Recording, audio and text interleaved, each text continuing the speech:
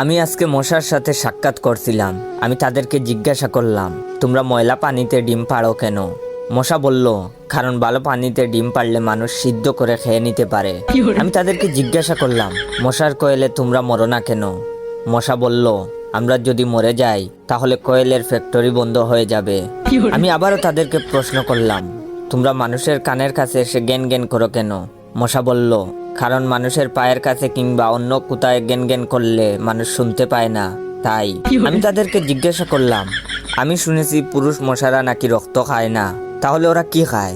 মশা বলল, পুরুষ মশারা শুধু বউয়ের বোকা খায়।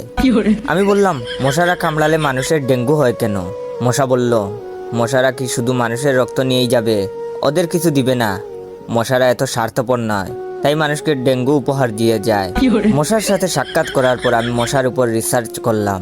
মশা অনেক ধরনের হয়, যেমন পড়তে বসলে যে মশায় কামড়ায় তারা হলো অশিক্ষিত মশা, খেতে বসলে যে মশা কামড়ায় তারা হলো ক্ষুধার্ত মশা, ঘুমানোর পর যে মশা কামড়ায় তারা হলো কাপুরুষ, জেগে থাকা অবস্থায় যে মশা কামড়ায় তারা সাহসী, মশারির মধ্যে যে মশা কামড়ায় তারা হলো অতিরিক্ত শেষরা, মাঝরাতে যে মশা কামড়ায় তারা হলো সিঙ্গেল, টয়লেটে যে মশা কামড়ায় তারা হলো নির্লজ্জ, দিনের বেলা যে মশা কামড়ায় তারা একটা ছোট লোক। আমার এই ভিডিওটা দেখার সময় আপনাদের যেই মশাগুলো কামড়াইতেছে ওইগুলো হলো প্রতিবাদী মশা।